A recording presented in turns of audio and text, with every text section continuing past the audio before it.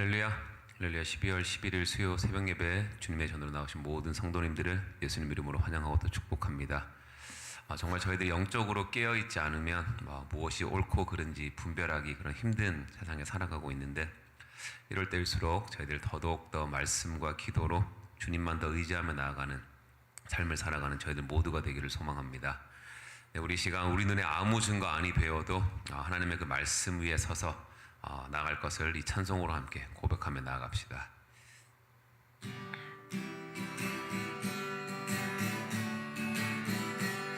이 눈에 아무 증거 아니 배어도, 이 눈에 아무 증거 아니 배어도 믿음만을 가지고 선을 걸으며, 이 귀에 아무 소리 아니 들려도 하나님의 약속 위에 서리라.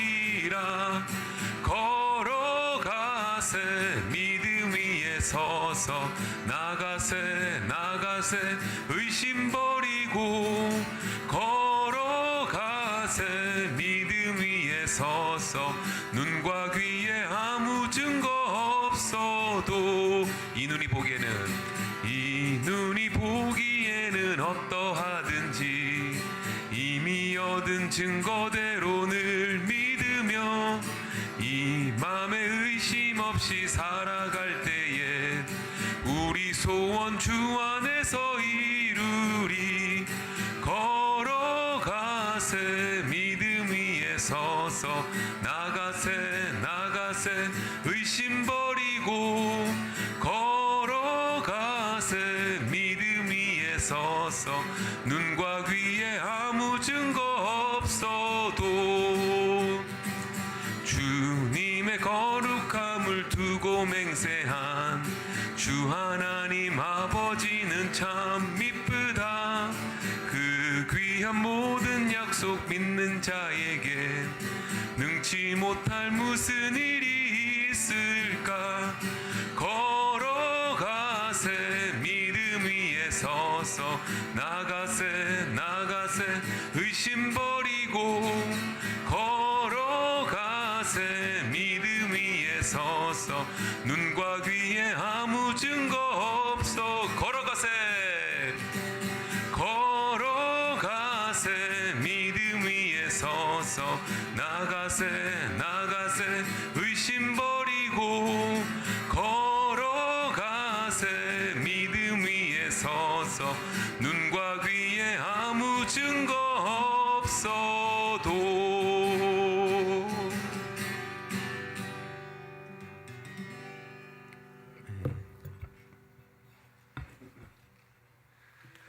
좋으신 아버지 하나님 감사합니다. 오늘 이른 아침에도 주님 앞에 나와 찬송하며 기도하는 주의 백성들, 주님 앞에 예배하게 하신 것을 감사합니다. 오늘 하루도 주님의 은혜로 살기를 원하옵고, 또 기도로 출발하며 우리 하루를 살아가기를 원합니다. 또한 말씀의 교훈으로 우리의 삶의 등이요 불빛을 주님의 말씀으로 삼아 살기를 원합니다. 늘 하나님의 인도하심과 손길을 기억하고 하루를 맡기며 살아가기를 원합니다. 그러한 주의 백성들에게 신령한 복으로 채워 주옵소서. 이제 12월이 중반에 들면서 한 해 동안 주님이 어떻게 인도하셨는가를 또 보호하셨는가를 다시 한번 성찰하며 유종의 미를 영적으로 잘 거둘 수 있도록 우리의 마음과 영혼을 감찰하여 주시기를 원합니다. 이제 연말 연석회의와 크리스마스 주일 예배와 송구영신 예배, 이제 마지막 마무리하는 단계에 와 있습니다. 영과 진리로 과연 우리가 1년 동안 예배를 하였는지를 다시 한번 돌아보며, 잘못된 것들이 있다면 회개하게 하시고 내년을 맞이할 수 있도록 주님께서 인도해 주옵소서. 특별히 감사옵기는 그래도 무난하게 하나님의 은혜 가운데 오늘날까지 왔사오니 도우신 하나님의 손길을 기억하며 날마다 주를 만나며 나아가는 저희들 되게 하여 주옵소서.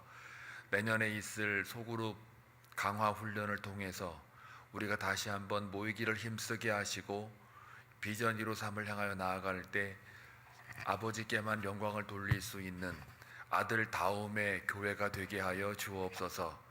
오늘도 주님의 말씀을 통하여 하늘의 지혜를 얻고자 합니다. 하나님의 위로를 받게 하여 주옵소서. 예수님의 이름으로 기도하옵나이다. 아멘.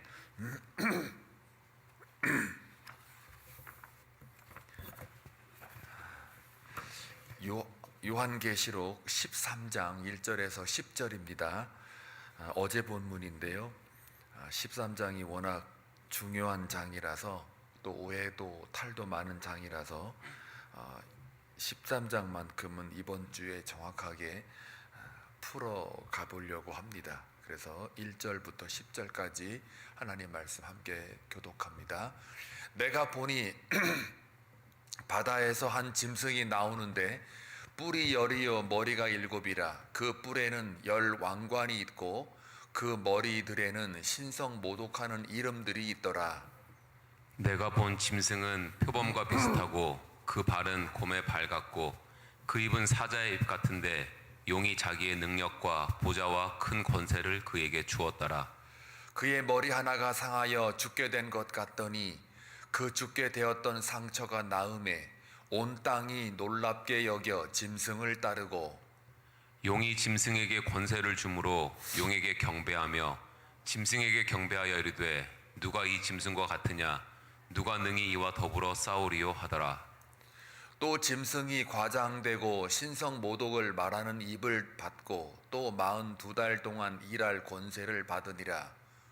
짐승이 입을 벌려 하나님을 향하여 비방하되 그의 이름과 그의 장막 곧 하늘에 사는 자들을 비방하더라. 또 권세를 받아 성도들과 싸워 이기게 되고 각 족속과 백성과 방언과 나라를 다스리는 권세를 받으니 죽임을 당한 어린 양의 생명책에 창세 이후로 이름이 기록되지 못하고 이 땅에 사는 자들은 다 그 짐승에게 경배하리라. 누구든지 귀가 있거든 들을지어다. 다 같이 사로잡힐 자는 사로잡혀 갈 것이요 칼에 죽을 자는 마땅히 칼에 죽을 것이니 성도들의 인내와 믿음이 여기 있느니라. 아멘. 13장에는 두 개의 짐승이 나오고요. 또 여러분이 그동안에 말도 많고 탈도 많은 또 오해도 많은 잘못 해석된 것들 중에 하나인 주제가 있지요. 666이라는 겁니다. 이 세 가지가 다 나오는데 1절부터 10절까지는 바다에서 올라온 짐승이 나오고요. 그 다음 이후의 절에는 땅에서 올라오는 짐승이 나오고 그러면서 동시에 이제 666이라는 짐승의 수가 나오게 됩니다. 이 세 가지가 다 연결이 되어 있는데 오늘은 바다에서 올라온 짐승 얘기를 좀 하겠습니다. 뭐 짐승 얘기하니까 이건 또 뭐냐 이러면서 두려움과 떨림을 혹은 무서움을 갖기가 쉬운데요. 이제까지 다 여러분들이 일곱 인을 떼었다, 일곱 나팔을 불었다 할 적에 나오는 여러 가지 재앙들 기억하실 거예요. 그런 것들의 하나의 일환이에요. 현상 자연이나 어떤 생태계를 볼 때는 재앙이나 인을 떼는 모습으로 나오지만 그러나 13장에서 나오는 짐승이라고 하는 것은 그것들을 일으키는 주체로서의 어떤 복합체를 말해요.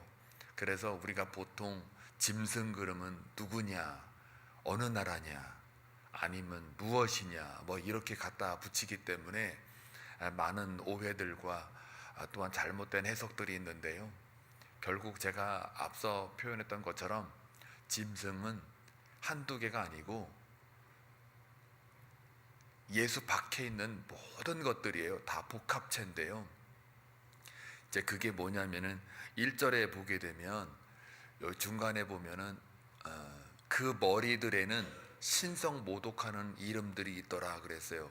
신성 모독이라는 것은 하나님을 대적하는 자들, 하나님의 이름을 끌어내리려는 업수이 여기는 자들, 혹은 그 무엇들, 그러니까 어떤 존재이기도 하고요. 또 존재자이기도 해요.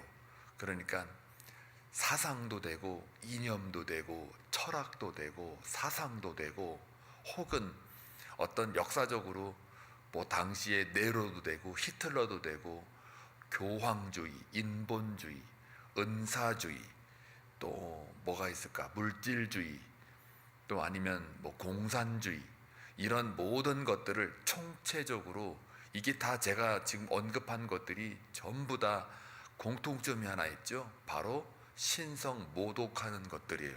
하나님을 대적하고 하나님을 업수히 여기는, 하나님 그런 거 없다, 네 인생은 네 것이지 하나님 것 아니다, 소유가 무슨 보이지 않는 하나님 거냐, 그런 게 어딨냐, 신이 어딨냐, 이렇게 말하는 자들이나 사상들, 관념들, 이 모든 것들이 다 하나님께로 나아가기 위해서 방해가 되는 것들, 방해하다 못해 핍박하고 유혹하는 것들, 이 모든 것들에 대한 총체가 짐승입니다. 짐승인데 이것이 이제 바다에서 올라온다 그래가지고 바다에서 올라오는 짐승이 뭐냐라는 말을 지금 이제 하고 싶은 건데요. 이 마귀의 세력이나 사탄의 영들이 어떤 전략과 전술을 가지고 많은 성도들을 어떻게 공략하는가에 관련된, 그래서 점점 교회를 향하여 핍박이나 유혹들이 세지고 있어요. 점점 거세지고 있고 결국 나중에는 최후의 전쟁이 이제 벌어질 거다. 그렇지만 결국은 종말이 있다라는 것과 그 다음에 그 종말에서 누가 이기느냐, 결국 하나님의 백성이 이긴다예요. 그리고 그 재앙을 겪기는 하지만 그러나 1차 죽음은 다 죽게 돼 있어요. 어떻게 죽든, 뭐 잘 먹고 잘 살아 죽든 못 먹고 죽든, 아니면 핍박을 받아 죽든, 아니면 핍박을 하는 자로 죽든, 하여간 어떤 모양과 어떤 그 현상에 대해서 다 죽어요. 1차적으로는.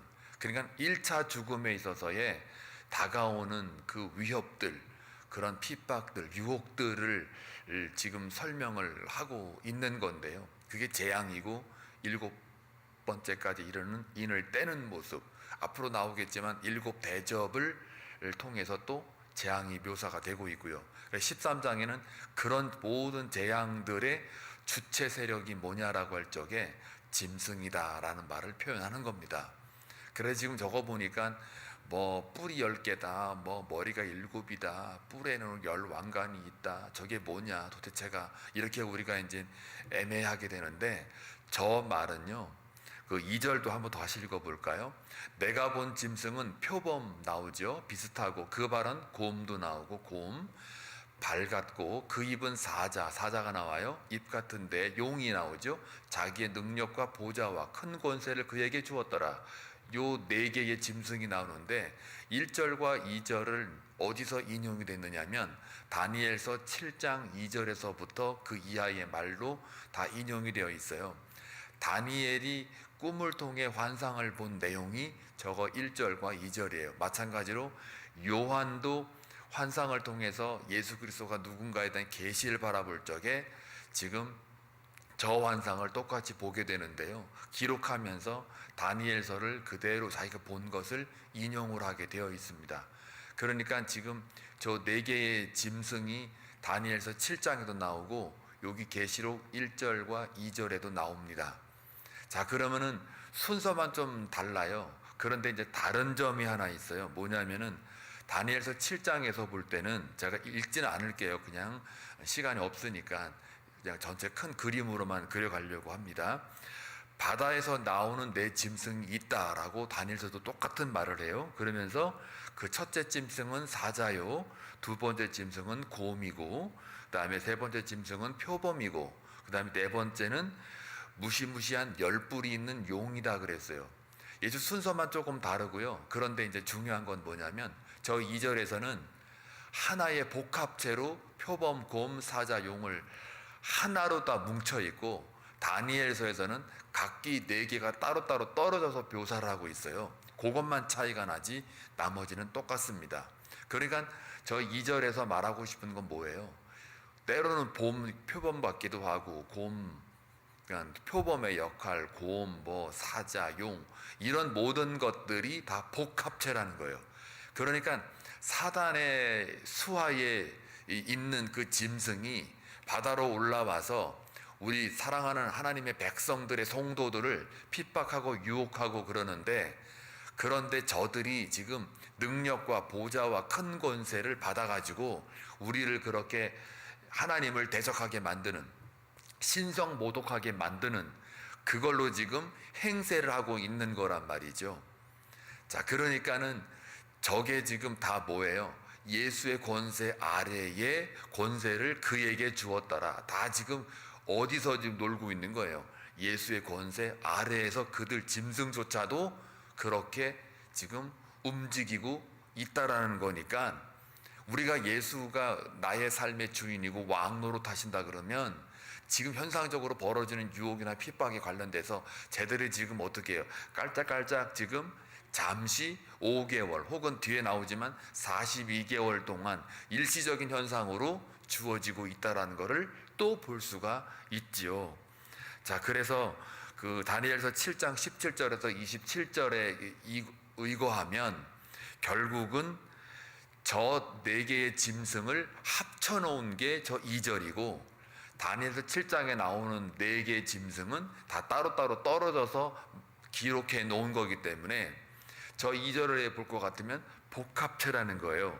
그래서 이 사단이라고 하는 그 영이나 또 그 사단의 그 사주를 받아가지고 이 땅에서 지금 핍박하고 유혹하는 그러한 모든 세력들, 하나님을 대적하고 하나님의 자녀들을 대적하는 모든 세력들, 아까 제가 말씀드렸던 것처럼 그것이 시대적으로 어떨 때는 네로가 될 수 있고, 어떨 때는 히틀러가 될 수 있고, 어떨 때는 공산주의, 교황주의, 물질주의, 심지어 인본주의, 또 교회의 그 하나님께 나아가는 데 있어서 방해가 됐던 것들 중에 우리나라에도 은사주의, 은사가 좋은 것 같지만 부작용이 얼마나 많은지 아세요?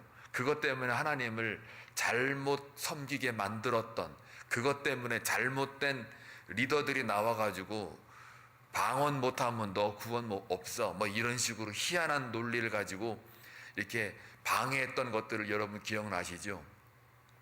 그런 것들, 그런 모든 것들이 다 하나님께 나아가는데 방해가 되는 것, 그 모든 게 다 복합적으로, 그게 표범이든 용이든 사자든 곰이든 간에 저 2절에서는 전체를 하나로 뭉쳐가지고 나온 하나의 복합체로 하는 그 존재를 가리켜요. 그래서 그 느부갓네살 왕의 바벨론이나 아수르도 그 당시에 이스라엘의 범죄를 통해서 등장한, 말하자면 하나님을 대적하는 자들이지만, 그러나 하나님께서 그들을 이용해서 이스라엘의 범죄를 깨닫게 만들잖아요. 심판해서 다 죽여버려가지고 70년 유수하게 만든 다음 다시 돌아오게 해서 하나님 백성답게 만드시잖아요. 그러니까 그 기간이 너무 괴로운 거예요. 그러나 중요한 건 뭐냐면 바벨론도 아수르도 다 어떻게 해요? 사단의 수하에 있었던 나라들이란 말이에요. 그러니까 이제 많은 세대주의적 신학자들이 잘못 해석하는 게 뭐냐면, 열불 뭐 4개의 무슨 짐승, 4개는 뭘 가리키고 막 이렇게 자꾸 특정화 시키는 것에 이 요한계시록에 잘못된 방향이나 해석이 있단 말이에요. 복합체로 보는 거예요. 그 시대에 맞게끔 하나님의 이름을 모독하고 하나님을 대적하고 하나님을 섬기는 백성들을 하나님 믿지 못하게 자꾸 뭐라고 꼬드겨요? 인본주의, 윤리주의, 도덕주의. 그리고 네가 스스로 수행을 해야만, 네가 자아실현을 해야만, 결국 네 인생은 네 것이니까 네가 하는 거지 어디 외부의 힘으로 하는 게 아니야. 다시 말하면 외부의 힘을 하나님을 가리키죠. 하나님 믿고 한다고 네가 되는 것 같아? 이렇게 말하는 자들, 이 모든 것들이 다 뭐예요? 지금 하나님을 모독하고 하나님의 이름을 대적하는 자들이잖아요. 그 모든 복합체, 사상이나 이념이나 혹은 잘못된 종교적인 신념이나, 제가 지금 언급한 물질주의, 공산주의, 교황주의, 혹은 히틀러나 네로나 혹은 그 당시 이스라엘 역사 속에 나오는 바벨론이나 아수르나 이 모든 것들의 공통점이 뭡니까? 하나님을 대적하는 자들이에요. 그리고 하나님의 이름을 모독하고 하는 자들, 신성 모독하는 그들에게 뭘 줬대요? 능력과 보좌와 큰 권세를 줬어요. 왜요? 하나님 백성들을 어떻게 해요? 다시 돌아오게 만드는 도구로 쓰이기도 하고요. 때로는 안 믿는 사람들에게 엄중한 경고를 통해서 하나님의 계신 것을 보여주고 알려주는 그것을 하나님께서 그들을 이용하는 거예요. 바벨론이 뭐가 이쁘다고 하나님 도구로 쓰겠습니까? 이스라엘 백성들, 자기 백성이 이쁘니까 진노의 막대기로 인생의 채찍으로 바벨론을 쓰는 것 뿐이죠. 아수르를 들어서 북이스라엘을 망하게 하는 것도 다 그와 같은 이치예요. 자, 그런데 이 바벨론이나 아수르나 제가 지금 언급한 모든 짐승의 모습들이 지금 마치 뭐인 척 하느냐면 3절 그의 머리 하나가 상하여 죽게 된 것 같더니 그 죽게 되었던 상처가 나음에 온 땅이 놀랍게 여겨 짐승을 따르고 짐승을 다 따른대요. 근데 죽게 되었대요. 자기 하나가. 이게 뭐예요 지금? 예수님하고 비스무리하잖아요. 이거를 계시록 5장 6절에 보니까 어떤 얘기가 나오냐면 내가 또 보니 내 보좌와 내 생물과 장로들 사이에 어린 양이 서 있는데 일찍 죽임을 당한 것 같더라. 7뿔 7눈을 가졌고요. 이 눈은 온 땅에 보내심을 입은 하나님의 7영이라. 이거 기억나실 거예요. 이 말이. 이 7영, 7눈, 7뿔 이 모든 게 다 누굴 가리켜요? 예수를 가리킨단 말이에요. 근데 그 예수가 어떻게 해요? 일찍 죽임을 당한 것 같더라. 5장 6절에 나와요. 그런데 그 비슷한 말이 저기 또 나오죠. 그의 머리 하나가 상하여 죽게 된 것 같더니 사단의 영의 그 모든 복합체 수화가 마치 머리가 상해서 죽게 된 것 같지만 그러나 그들이 상처가 나음에 마치 부활한 것 마냥 그래놓고 온 땅이 놀랍게 여겨 짐승이 따라요. 많은 사람들이 저게 죽은 것 같은데 저게 살아나가지고 막 권세와 또 보좌와 능력을 행세하네 하고 많은 무지몽매한 백성들이 세상이 그를 짐승을 따르고 있다란 말이에요. 마치 누구처럼요? 예수님처럼. 마치 예수님이 십자가에 달려 돌아가신 것이 패배한 것 같은데 다시 부활해가지고 봤더니 하나님 백성들이 그를 구세주로 믿음의 주로 따르더라라는 식이에요. 결론은 무슨 말입니까? 저 3절이 저 사단의 영들이 뭐인 척하는 거예요. 예수인 척하는 거란 말이에요. 나쁜 놈들이죠. 그러니까 예수인 척하는 거예요. 그 자기의 능력과 보좌와 권세 가지고 예수 노릇한다는 말이에요. 그러니까 사람들이 유혹되는 거예요. 그게 진짜 예수인 줄 알고 그게 힘인 줄 알고 거기에 능력 있는 줄 알고 따라간단 말이에요. 저걸 얘기하고 있는 거예요. 그래서 그 사람들이 말하기를 신성 모독, 하나님을 대적하고 이름을 모독하고 하는 그런 것들을 지금 사탄이 저렇게 지금 하고 있는 거를 그것도 모르고 마치 예수님처럼 상하여 죽게 된 것 같더니 그 죽게 되었던 상처가 나음에 온 땅이 놀랍게 여겨 짐승을 따르더라. 짐승을 따르는 자들이 많다라는 얘기예요. 이 말세에는 이 종말에 가까울수록 저 짐승을 따르는 자들이 많아요. 왜요? 인본주의도 자아실현이라고 하는 그 인본주의도 짐승의 복합체이기 때문에 그래요. 그러니까 세상의 모든 그 강연이나 강의 가만히 들어보세요. 다 너를 믿어. 네 자신을 한번 믿고 나아가봐 하고서 자기 자신을 갖다가 신격화시키는 말들을 많이 하잖아요. 그거에 사람들이 어떻게 해요? 감동하잖아요. 그건 뭐예요? 네가 하나님이 되고 네가 네 삶의 주인이야. 그러니 네가 하고 싶은 대로 해. 인생은 즐기는 거야. 육으로는 즐겨도 되지요. 그러나 이 영혼으로 갔을 때는 이게 다른 문제예요. 하나님을 영화롭게 하는 삶이 우리의 백성들의 인생의 목적이잖아요. 사람 됨의 목적이 하나님의 영광이잖아요. 정반대예요 지금.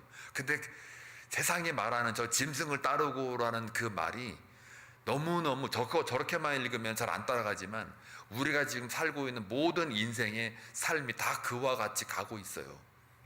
그걸 용기를 얻고 거기에 위로를 받고 막 그래요. 철저히 예수님은 저 계시의 말씀을 통해서 딱 분리를 하잖아요. 정확하게 예수냐 만몬이냐, 하나님의 나라냐 세상의 나라냐, 하늘의 가치냐 땅의 가치냐 정확하게 구분을 하기를 원하시잖아요. 그리고 가장 저 짐승을 따르고 할 적에 가장 위험한 게 뭐냐면 우리 믿는 자들에게 어떻게 유혹하느냐. 저 짐승이 예수를 너 믿어? 그래. 그러면 네가 원하는 걸 구해. 네가 필요한 것을 구해. 너희가 예수를 믿는 거니까 너희가 원하는 것을 구해서 그걸 이루어. 이렇게요. 그러면요 우리의 신앙이 전부 다 기도조차도 우리가 필요하고 요구하는 것들만 올리게 돼요. 그러면 그 기도는 금향로에 모아진 하나님의 향기가 아니라 악취가 되는 거예요. 그리고 그 악취는 하나님이 쓸 짝이 없어요. 쓸데 없단 말이에요. 하나님이 향기로 올라가 있어야 그 금향로를 땅에다 쏟아 붓고 하나님께서 우리를 쓰임받게 하지요. 근데 쓸 데가 없는 거란 말이에요. 하나님이 그 기도는 계시록에서 우리가 묵상했잖아요. 8장인가 나왔죠. 그러니까 이 사탄이 영들이 이런 식으로 우리를 유혹하고 핍박하는 거예요. 예수 너 잘 믿어? 그래 잘 믿어. 그러나 네가 원하는 걸 구해. 예수 믿었더니 네가 지금 세상적으로 힘들잖아. 그러니 적당히 해 라든지 미지근하게 해 라든지, 지금 당장 먹고 살아야 돼. 지금 당장 오늘 주일 성수라고 가서 오늘 돈 벌으면 얼만데, 그게 매출이 얼만데, 이렇게 자꾸 유혹한단 말이에요. 그게 바로 바다에서 올라온 짐승들의 하는 특징들이 바로 이 부분이에요. 자, 그래서 4절 다시 볼게요. 용이 짐승의 권세를 주므로 용에게 경배하며 짐승에게 경배하여 이르되 누가 이 짐승과 같으냐, 누가 능히 이와 더불어 싸우려 하더라. 아주 막 떵떵거리잖아요. 근데 우리가 싸우는 거예요. 이제는 보세요. 5절 또 짐승이 과장되고 신성 모독을 말하는 입을 받고, 무슨 입을 받아요? 신성 모독을 말하는 입을 받아요. 또 42달 동안 일할 권세를 받으니라. 제가 말씀드렸죠. 42달 1260일 동안, 그러니까 일시적으로 하나님께서 그들을 허락한 거예요. 예수의 권세 아래 허락을 한 거예요. 권세를 어떻게 해요? 받으니라 하는데 42달 동안 저들은 그냥 그 시기에, 재앙의 그 시기에 계속해서 신성모독을 말하는 입을 받아가지고 일을 한단 말이죠. 자, 그리고 6절 짐승이 입을 벌려 하나님을 향하여 비방해요. 그의 이름과 그의 장막 곧 하늘에 사는 자들을 비방해요. 다 1절에 나와 있는 신성모독을 하고 있는 거예요. 또 권세를 받아 성도들과 함께 싸워 이기게 되고, 여기서 이제 헷갈립니다. 각 족속과 백성과 방언과 나라를 다스린 권세를 받으니, 자, 여기 보니까 결국은 우리가 나중에 가면 종말론에 가서 이긴다고 그랬는데, 여기 보니까 권세를 받아 성도들과 싸워 누가 이긴대요? 짐승이 이긴다는 거예요. 이게 어떻게 해석해야 됩니까? 이거는 결국은 예수가 이겼는데, 결국 우리가 이길 수 있는데, 왜 저건 여기서 7절은 저들이 성도들과 싸워 이기게 되고라는 말을 할까요? 현상적으로 이긴 것처럼 보인다요, 저게. 다시 말하면 여러분에게 만약에 가난을 줬어요. 건강을 악화시켰어요. 또 복합체라고 했죠. 사상적으로도 막 그냥 하나님 대적하는 그런 삶을 살게끔 만약에 만들어놨다고 쳐봐요. 그래서 물질도 그냥 제대로 안 벌게 하고 궁핍하게 만들어버려요. 그러면 저들이 어떻게 해요? 이겼다라고 하는 거예요. 그런데 여러분, 가난하게 됐어요. 예를 들은 거예요. 가난하게 만들었어요. 너무 찌들려서 하나님께 막 그냥 기도하게 되고, 하나님 나는 언제까지 이렇게 가난하게 살아야 됩니까? 언제까지 나는 이 몸이 이렇게 아파만 해야 됩니까? 이게 뭡니까? 때를 쓰고 탄식하고 불평과 원망을 하더라도 결국 내가 누굴 찾고 있어요, 지금? 하나님을 찾고 있단 말이에요. 하나님을 바라보고 있단 말이에요. 하나님만 의지하고 있어요, 지금. 그거를 하나님은 이겼다라고 하는 거예요. 너희가 싸워 이겼다예요. 적어도 네가 가난해서 몸은 불편하고 힘들지만 결국 네가 나를 찾는 거에 대하여 사탄의 영들은 자기들이 이겼다고 하지만, 그러나 내가 봤을 때 하나님이 볼 적에는 네가 이긴 거야라는 거예요. 따라서 성도들, 하나님의 백성들은 가난하든 부하든 아무 상관이 없어요. 설사 가난하고 건강이 악화돼서 아무것도 못하는 그런 신세가 된다 할지라도 그게 세상이 볼 적에는 그게 진 거예요. 자기들이 이긴 거예요. 그렇게 보여요. 그러나 하나님을 찾는 그 영혼에 있어서는 그게 하나님 보시기에 네가 이긴 거야라는 거예요. 그래서 예수의 어린 양의 피, 십자가의 보혈이 우리의 유일한 무기가 되는 거예요.